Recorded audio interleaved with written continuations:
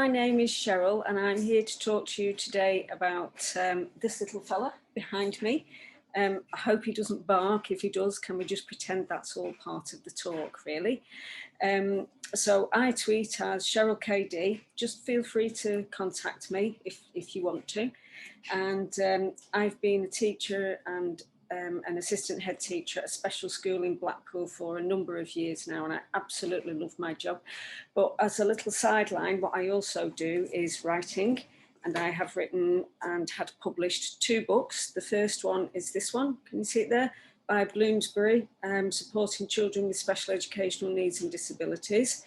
And the second one, excuse me, is this one, introducing a school dog, which was published by Jessica Kingsley's. And it's this one that is going to be the subject of this talk. And it's all about how we introduced this little fella to our school. So it's quite a nice little story. You might need a tissue at some points because it's quite a moving story, really. I'll tell you about the practicalities, the finances of it all, the risk assessments that you might need, the policies that you need, lots and lots of successes. It was a marvellous time for our children 3 years ago when we started to introduce him. But to be fair, it wasn't really me. All I did was provide the dog and the training. It was our ingenious teachers and the TAs that did all the hard work. And of course, this little chappie here, he was really good as well. So the questions that I am asked, you would be absolutely amazed. People say to me, well, what does he actually do in school? Is it an excuse for you to take your dog to school? Actually, yes, it is, but don't tell anyone. I love taking my dog to school. Sits on my knees sometimes as well. It's great fun. How do you stop him barking? I don't. He's a bit of a barker, but not too bad. So what I did was I decided to use some ICT lessons. I taught ICT to Key Stage 5, and I thought, right, okay, I will let them sell the idea to themselves. So we did some research on the internet during our lessons, and they came up with the idea that it might be good if we had a hamster or a horse or a pet rabbit or some tropical fish or something like that. We looked at lots and lots of different reasons for owning pets, such as the idea that they would help children who were coping with terminal illnesses, and we have lots and lots of those as well. Children who are coping with anxiety, depression, autism, lots and lots of things like that. So we looked at how it could help them academically. And we decided that there was lots of issues for that, including things that we personally hadn't thought of. Reduction of sensory issues, because not everybody likes the feel of fur or the sounds of snuffling from an animal or whatever. Anyway, so we thought there might be a reduction in aggressive behaviour. A dog might be a calming influence, but we needed to do some proper work on this first. But throughout all their research, Key Stage 5 found a really strong link between humans and animals. Pet therapy, they found, took the best things about animals and harnessed it and used it for good for human beings. So the kids then started looking at things like snakes, oh, thank you, and birds, oh no, I didn't want anything like that, and guinea pigs and hedgehogs. And one even decided that a tarantula would be a good idea. Absolutely not were we having a spider. So I kind of had to push them in the direction of a dog. But they were quite happy to do lots and lots of research around cats and dogs. After lots of research, it was decided, hallelujah, that what our school really needed, the children all decided that what our school really needed was a dog. So they liked the idea of collective ownership for a dog as well. They thought that was a really good idea. And this would be really nice for those who didn't have any pets. They had something to latch onto, something that would be really nice for them. Thought that children will develop a caring side. A puppy would bring lots of fun and laughter. It would help with pain management. So children get really upset when they have to do painful things like physiotherapy. And if a puppy was there, they would be able to perhaps cuddle the puppy. And there were lots of academic benefits as well, but we can come to those later on. It was good for conversation starter. and we thought we might hear some nice rich language developing, and encouraging others to, you know, to take turns, leadership skills, lots and lots of different things, but also a dog mainly would give lots and lots of emotional support that's needed in a special school. Oh, this one looks like he's asleep at the moment. He's freshly groomed today, looking very, very pretty. The poodle side of him means he's very, very obedient and very agile. He's a people pleaser, and as I say, he's easy to train. And the schnauzer part of him means he's very loyal and very protective as well, and super intelligent and affectionate, which again is what you want when you've got children. So we're preparing now. We've got the dog. We'd got him, this tiny little bundle of fluff. We'd got him, and he was ready. And I brought him home, and I went out and I bought everything in twos. So he needed a bed for home and a bed for school. He needed a crate for home and a crate for school. He didn't really need both, but I actually like spoiling him. He needed a lead and a collar and a dog tag, and most importantly, he needed a name. We settled on Noodles to begin with, because I thought that was nice because he's kind of got curly hair, bit of the poodle in him, so we settled on Noodles. But actually, when he's mischievous little puppy, Noodles doesn't really do it. He took absolutely no notice at all. But so you needed a harder sound at the beginning to go Doodles like that. And you can see he doesn't react to that either. But anyway, so it was half term when I brought him home, so I prepared my office and I took him to school. I took his bed and his crate, a water bowl, lots and lots of little treats, chewy sticks, a ball, because he needs his own little safe haven where he could go when he's had enough with the children and he just needs a rest because he's very, very young, and he just needed somewhere to go that he could, you know, lie down and he would be safe from everybody. And also got him a little school coat. So he got a harness with the high furlong badge on, and he'd got his own day glow school coat with the high furlong badge on the back. He had a timetable on the outside of my office door so that children could go past and see where he was at that moment in time, and also they would know that they weren't meant to disturb him. If it had a sleep sign on the door, they couldn't disturb him. So we also had a little puppy pack in case of accidents, so that if there was a little accident somewhere, it was easy to clean up. So that was just a sandwich bag with a couple of tissues inside it, and a plastic glove, and then the whole lot could be cleaned up inside the sandwich bag and thrown into the bin straight away. And I introduced him to the staff on inset day. The staff had absolutely no idea that we were getting a school dog at all. That was quite good fun to just walk in with the dog, and the whole school staff just melted. They loved him. He was to be on the premises full time from morning when I arrived to when I was going home. The staff ruined him. Everyone was a friend in his eyes, and to all the staff, they were coming from all over the school to say hello to him. They totally ruined him. So if you're thinking of introducing a school dog, beware of that. And then I started to introduce him to the children, and wherever we went, we caused total chaos, because everybody was like, oh, look at the little puppy, look at this and look at that, and wanted to stroke him and fawning all over him. And it was just lovely, you know, to see little children just stretching the hand out, you know, children who'd never really moved their arms or couldn't move them very much, just stretching that little arm out tentatively as far as it could go. Little tiny children, you know, with a big smile on the face as he nuzzled his little nose into them. And everybody wanted to hold him that could do. They loved him. So we knew straight away that we were going to need a rota for this little puppy. I had to discourage all the staff from bringing in presents, because he was the most spoiled little dog ever. You know, people coming down my corridor every morning bringing him little toys. He's still got one now. This is one of my friends bought him when he was a tiny little puppy, and he's still got it. He's never trashed it. Oh, look, face, because I've touched his toy.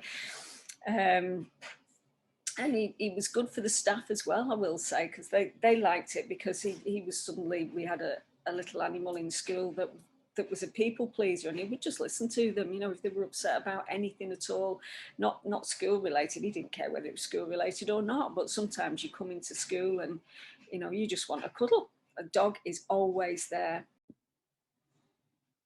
When it comes to practicalities and finances, I gave this a great deal of thought, because I decided that if we were having a school dog and I was going to be responsible for him, I needed to own him, because if I didn't own him and then I left the school, I would have to hand over my dog, and that obviously is my dog, and I didn't want to hand him over. So the school were very happy to pay, but my dog, so I was going to pay. So I paid for everything.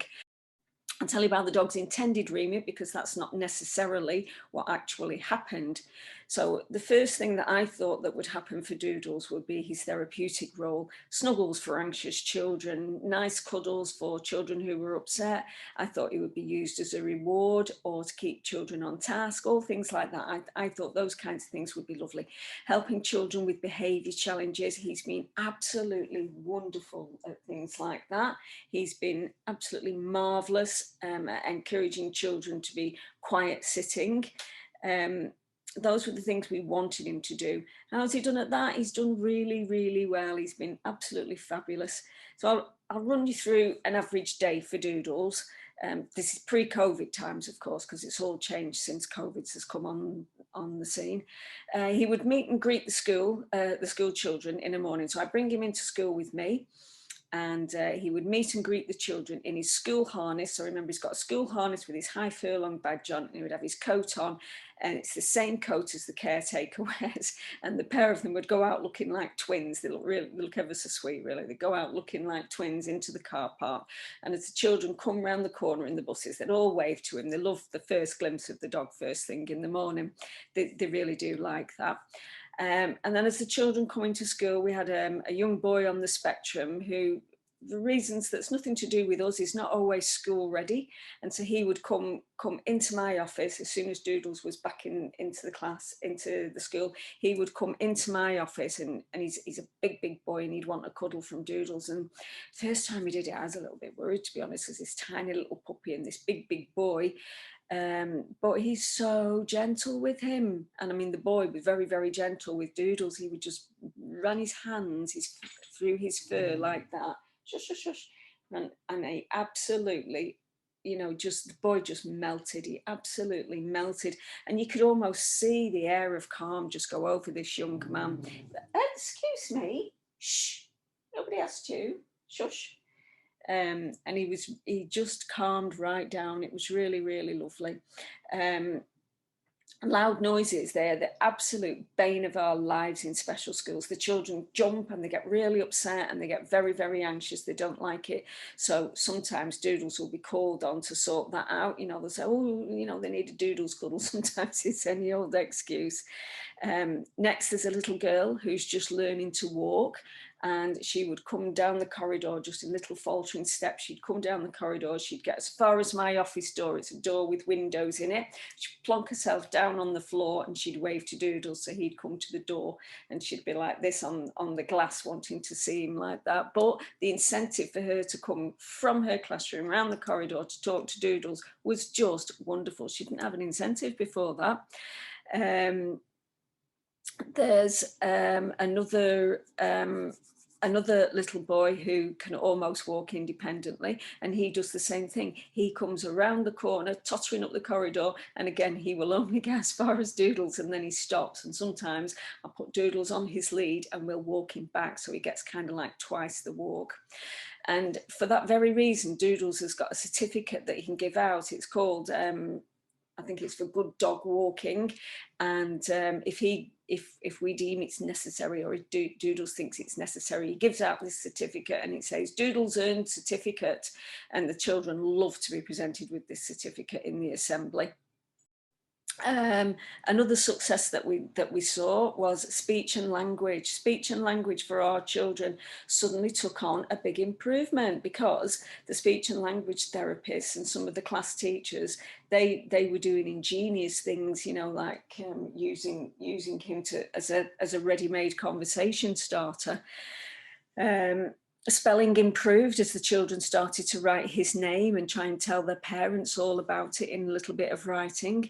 He, for his part, he was so gentle around our very poorly children. A VI child one day, a child with a visual impairment, and so she'd never really seen a dog at all. And one day she was very distressed, and she was in the sensory room and nobody could calm her down. I had no idea what she thought about dogs at all.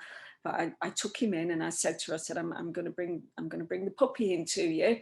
And he put his little nose into her hand and she stopped. She like that. She startled immediately, like newborn babies do or something like that. So straight away, she stopped crying. And then this big smile came across her face. She absolutely loved it. And she unfurled her fingers and she just stroked him as best she could do. And she just stopped instantly and she just calmed straight down. And we absolutely melted. It was so beautiful to see.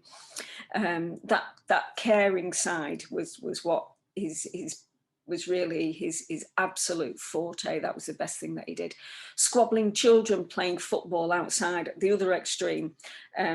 Children playing football, it's my go, no, it's my go, and all of this sort of thing. As soon as Doodles came on the scene, and I said to them, you can't be arguing around a dog. The dog doesn't like it. He doesn't like loud voices. He doesn't like people shouting at each other. So they quickly learned to be calm around the dog, so that, you know, they'd see Doodles coming and they'd instantly go shh, like that, and they would police each other as well and say, hey, don't be shouting, Doodles is here. We had lots and lots of successes with things like our Christmas show.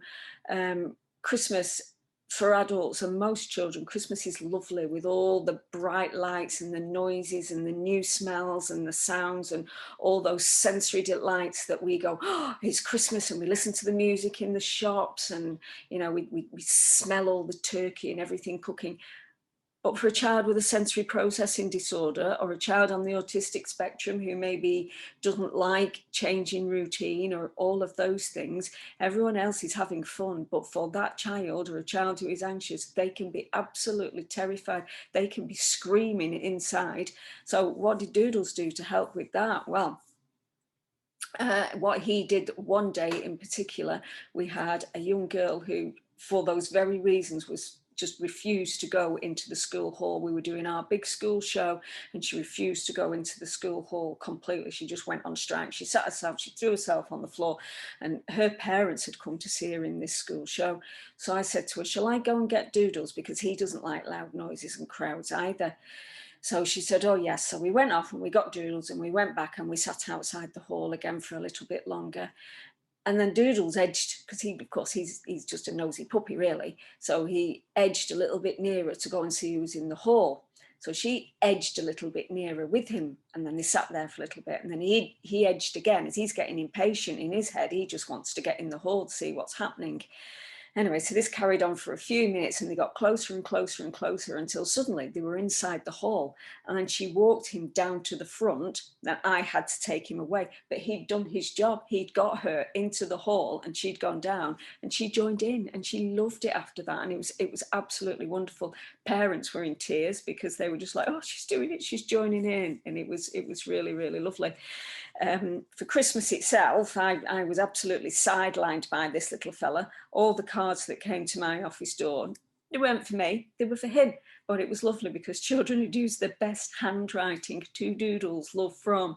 And it was really lovely to see. He, of course, was totally nonplussed by it all. But yeah, they absolutely loved it. In our local area, Doodles is quite famous. When we're out walking and people stop me and say, "Is that Doodles?" and I say, "Yes, it is." You know, it's like people actually know him because the children talk about him and his pictures being around locally. You know, it's that collective ownership again. Everybody thinks that all the children think that they own him. The drivers and the transport staff who bring the children to school in the morning, they all talk about him and they tell their friends. And the drivers and the transport staff, they spoil him rotten as well.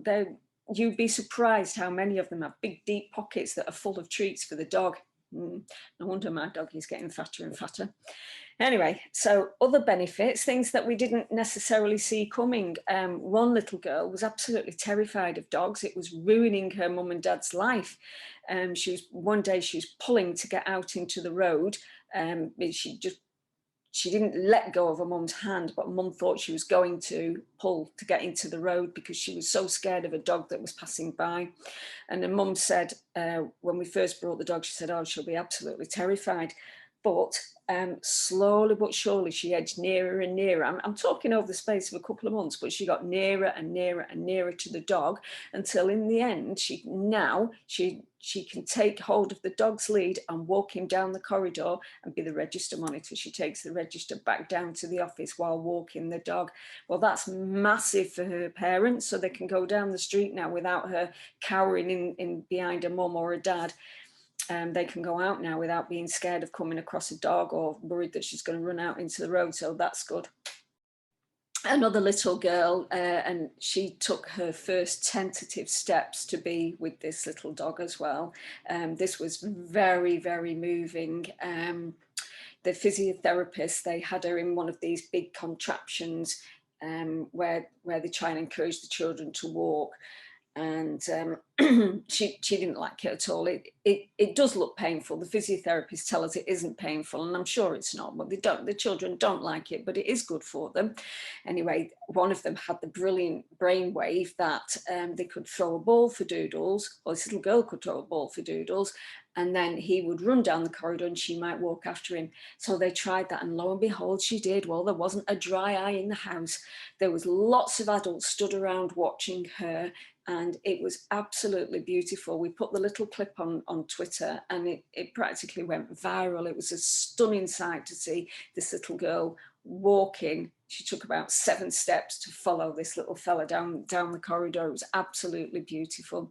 Another little girl with very, very sensory issues, who can't see or hear very much at all, or hardly move, and he stands on his back legs, puts his paws on and just nuzzles her hands like that, which is really nice as well. We have another little boy who's visually impaired, and his mum is worried that, or was worried that he might be scared of dogs because he's never really come across one. And she said, please try Doodles with this little boy, she said, because I am a little bit worried. So I'll let this little boy touch his cold nose and run his hand over his furry paws, and he's have a little play with his floppy ears. And the little boy loved it. He chuckled, he really did, he chuckled. It was so nice. And now his mum's considering buying him a puppy all of his own. So all these little successes, they build up a really nice picture of all the good that this dog has done in school.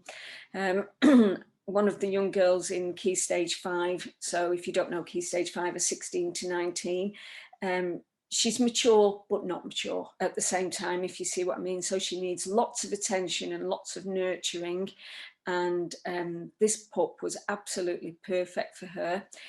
You could see her leadership skills developing, because sometimes while she likes to lead the group, she can get a bit bossy at the same time.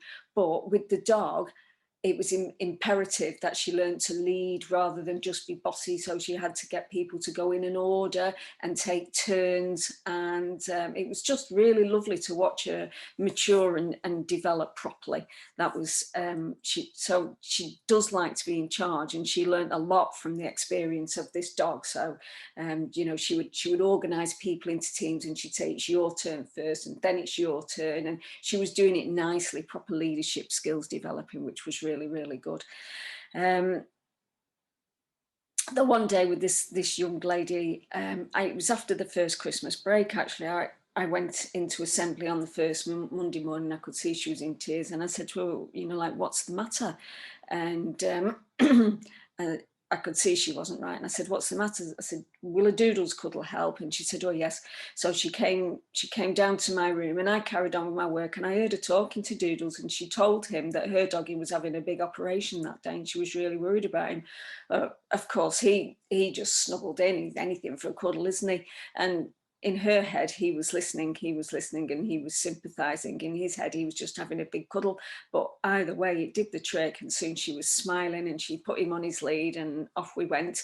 And her and a friend took him outside, and they played with him, and she was all smiles after that. So I can't say it made her forget about her own dog, but it did distract her and make her think of something else, which was nice. Another girl in Key Stage 5 who's in every morning before all the other children for some reason or another, and she comes in and she takes him straight outside for an early morning wee.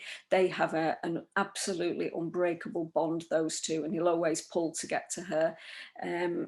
And whenever he joins the lesson that she's in, he goes and sits next to her, which is a nice incentive for her to finish her lessons. So it's a good incentive for her. There's been some unexpected benefits of it as well. One of the best things was seeing the way that the children have grown, absolutely grown to love him. They really do. They love him. They're eager to see him in the morning. They come running up to him and he runs up to them, and it's big cuddles all around, and it's really nice. The children have grown in confidence as well, because dogs do love, they love you unconditionally, really, don't they? They don't care if you're grumpy. They really don't care, as long as you don't hurt them. Dogs are always there for you. And the children have learned that as well. They know that they have a ready-made friend in this little chappy here, and they like that. He's taught them that they've always got someone who will listen to them and be there for them, and they do like that. And for their part, it helps them to not take their emotions out on other people. So, you know, if they're feeling a bit down, where normally they might lash out at somebody, they'll come and talk to Doodles and stroke Doodles, and you can almost feel them calming down. You can see it starting from here, and they start to smile and they just chill. They absolutely do chill out, and it is really lovely to see. They've also developed empathy for him. So even if it's raining, one of them will suddenly say, but Doodles needs a wee. We don't want to go out, but Doodles needs a wee. And they'll put the coats on. A couple of the girls, usually, to be fair, a couple of the girls will put the coats on and take him outside onto the grass and let him have a wee, which is really nice to know that they're thinking about someone else. And for his part, he's always happy to join in with whatever anybody's doing. He will join in, even if it's a dress-up day. He'll wear a hat, he'll wear a coat, he'll wear anything. Sometimes not for the longest time, but he will wear it and he will join in, which is really nice. So, but for us, that real collective responsibility, everybody thinking that they own him and everybody having a share in him, has been a real bonus. When we get visitors to our school, we usually take a group of children around with us, because it's a bit boring to just walk around with an adult. So now what happens is we get a few Key Stage 5 children and the dog and an adult to show people around the school, and they talk about, and they say, oh, we feed him, we walk him, and we've trained him, we've done all this, this and this, we've done all these wonderful things with him. And they have an absolute sense of pride about the way this little doggy is turning out, because, you know, they think they've done that. You talk to any of those children, they will tell you that they've trained him.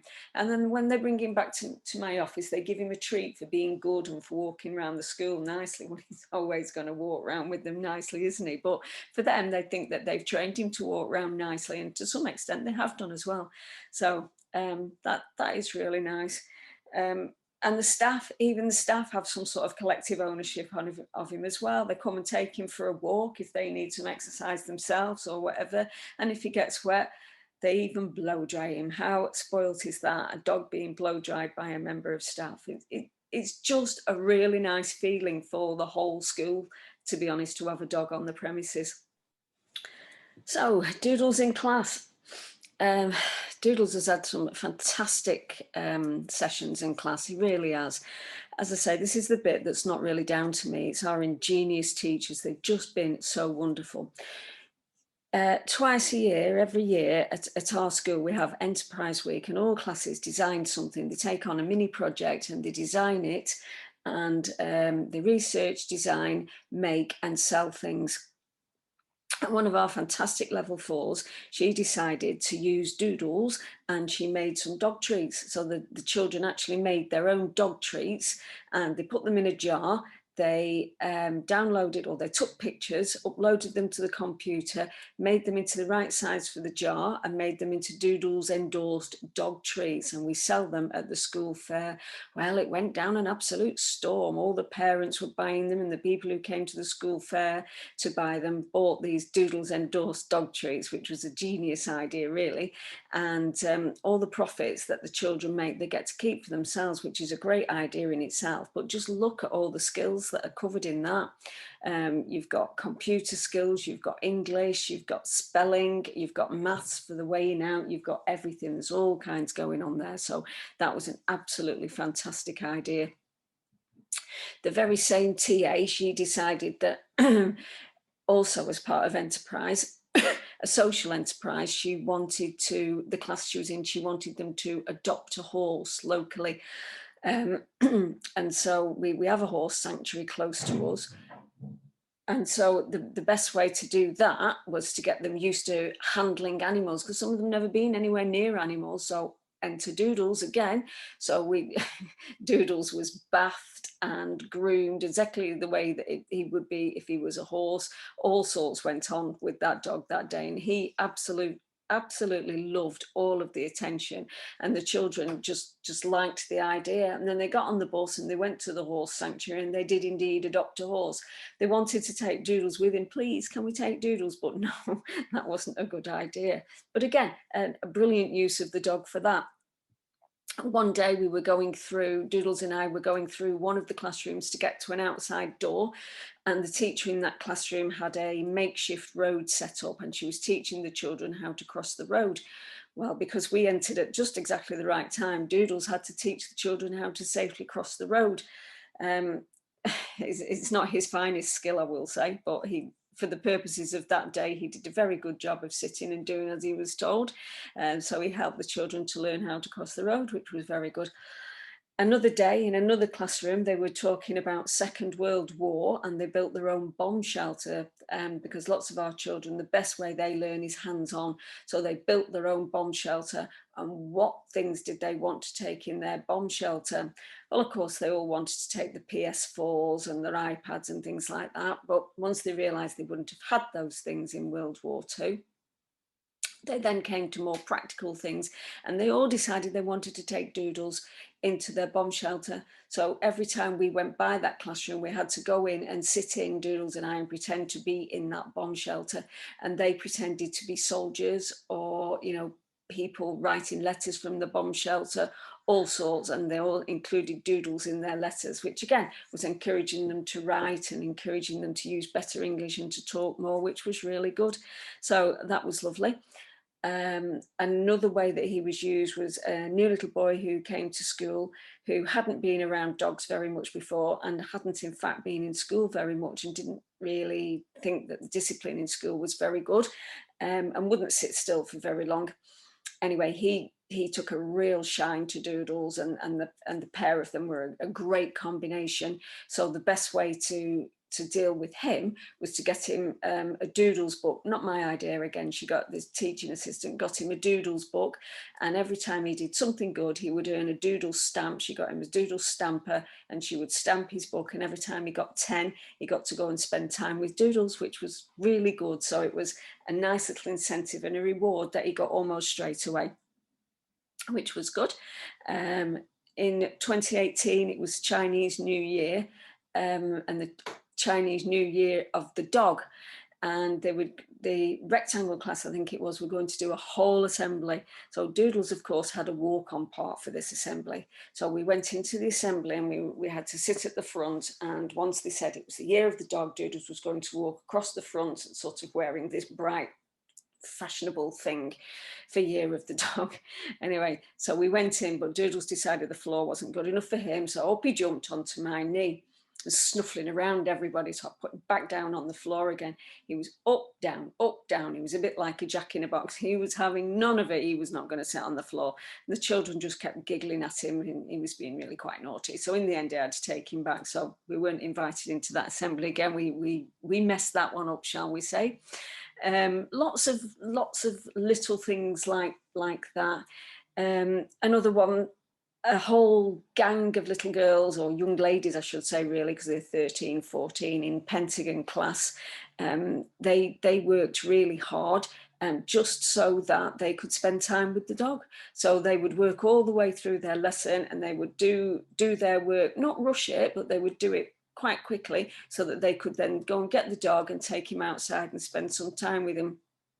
Again, fresh air, turn taking, sharing, collective responsibility, all good skills to develop in teenage girls, which is nice. PE lessons, on occasions, PE lessons. Sometimes he's asked to join in, for a young man who, again, if you can think about, if you're on that autistic spectrum and in a PE hall and it's all loud and noisy and people running everywhere and it's just sensory overload, and if you can't deal with that, all you want to do is get out. So this young man would run for the door and just want to get out. Well, of course, everybody has to do PE. And the best way around that was, he would come and get the dog with his teaching assistant. He would come and get the dog, and the two of them would go outside and play football. Wow, my little dog's getting loads and loads of exercise. The young man who doesn't like all that sensory input, and it also was in the hall, of course, which is not great, which is where the dinners are also served, so you can smell the dinners, which is more sensory input. He's outside playing football with the dog, so it's a win-win situation for everybody there. And then we come to a student teacher who we had, who was very, very clever. He arrived in school just at the time when Doodles mania was at its highest. Everything was all Doodles this and Doodles that, because he'd only been in school just a few months, and he was just finding his feet. Well, this student teacher, he really tapped into their interests. It was coming towards Christmas, and he taught the children how to design their own Christmas cards and to make them personalised. So I don't know how he did it. My computer skills aren't strong enough, but he taught them how to import pictures of Doodles and crop them and paste them and make them the right size and all the rest of it. They had to do a Google search and find the picture and do what they needed to do to it and make their own personalised cards. So that was a really good skill to have. That was great. Another time he used Doodles to teach some coding skills. So Doodles was, he made kind of like a game, and Doodles was stuck on the starting box, and they had to make an algorithm to move him around the board, which I was fascinated with. I thought that was absolutely brilliant. And the same student also invented the Doodles dollars, which was a bit like Monopoly money. So again, the children were playing their own game. So they were playing a maths game and they were using Doodles dollars. It was like a Monopoly dollar, but it had Doodles' picture on it. Absolutely fantastic. You know, what an imagination. It was wonderful to see. One day it was Doodles' birthday. Well, of course, children don't really understand that you don't do parties and things like that for dogs. And they were saying, what are we doing for Doodles' birthday? Great excitement all around the school. And I kept saying, well, nothing. We don't really celebrate birthdays for dogs. But what I did do, I popped off to the local supermarket and I bought some of those, you know, those little flapjack things. I bought some of those, one for most of the children in school. And so one class that we went into, they'd made his own birthday card for him and they sang happy birthday to him, and he was just a bit like, what's going on? The dog was totally disinterested. I was very, very moved by it. I thought it was absolutely lovely. I really did. And then we picked a couple of the children and they went off with these flapjacks and gave them out everywhere. But the children had got him presents to open. They really had, and they'd done their best handwriting to write in cards. It was lovely. Again, sharing, giving, writing, you know, thinking of other people, all unexpected benefits of having a dog in. Very, very cute, very sweet. One day it snowed. Wow, snow in Blackpool, never ever heard of. There was huge excitement, not just from the children, the staff were thrilled with it as well. So the children come onto the school premises at 10 to 9 in the morning. By 5 to 9, the whole school is outside. That's every member of staff, you know, the dog, all the children, all the ones that could stand the cold anyway, we're all outside because we never get snow in Blackpool. We'd got about a millimetre, something like that. But as I say, huge excitement. And Doodles, of course, thought he could chase a snowball. So the kids just thought it hilarious, trying to make these tiny little snowballs from this little bit of snow and throwing them. And the dog's like leaping around everywhere, trying to catch them, and totally confused as to why he couldn't catch them. The kids were helpless, you know, just a really good, fun half an hour until the snow all disappeared. And then one boy, it all just became too much for him and he wanted to go inside. He'd got himself so excited and so worked out, he then burst into tears and he just wanted a Doodles cuddle. Well, the dog was absolutely soaked. He didn't care about that. The pair of them just lay down together and he gave the dog the biggest cuddle. Dog didn't care, he was soaked. The pair of them were soaked at the end of it as well. It's all good fun. Some of my friends have school dogs as well. I know my friend in Manchester has a school dog, and a few of my friends in Blackpool have got them, and they all use them in similar ways as well. They're all used to calm anxiety, help children cope with the mental health issues, help children with behaviour challenges that they might have, hopefully to keep the behaviour challenges prevention rather than cure. So hopefully it'll stop it before it starts. They're all used as reading dogs, all used to keep the children on track, use them as an incentive for good behaviour. Just lots and lots of different things like that. Yeah, all used in similar ways. And in fairness to Doodles, he has been absolutely excellent at everything that we've asked him to do.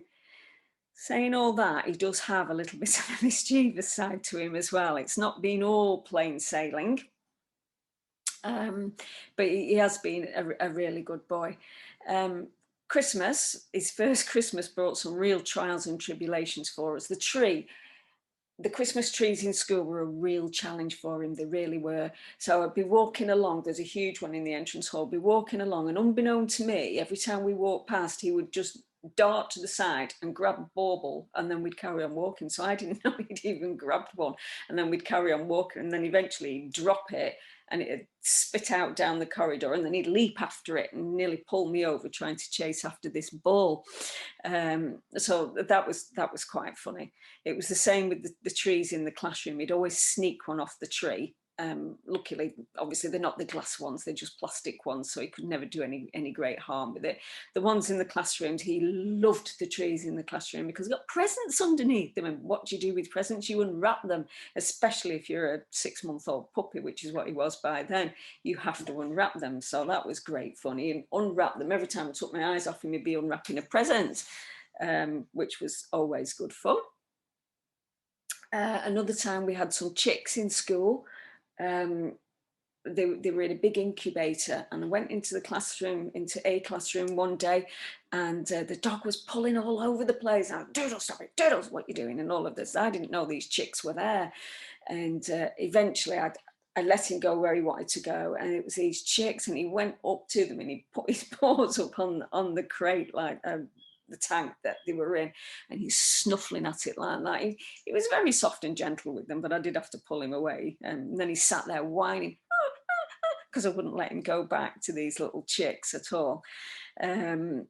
Trevor, we have Trev the tortoise in our school as well. He belongs to the other assistant head teacher, and he does like Trevor. He likes to get quite up close and personal to Trevor, until if Trevor turns around and looks at him, then he runs the other way. He's actually quite scared of him. Hello, where are you going? I think he's falling off now. And then the funniest thing you have ever seen in your life is this dog getting his day glow coat put on in the morning time. And so the head teacher would come in with the site supervisor would come in with his day glow coat on, and he'd try and put Doodles his coat on. Well, Doodles has no objection to this coat at all, but he does like the fact of putting it on, and he just lies down and he wrestles around, you know, he just absolutely loves it. It's huge fun, isn't it, Doodles?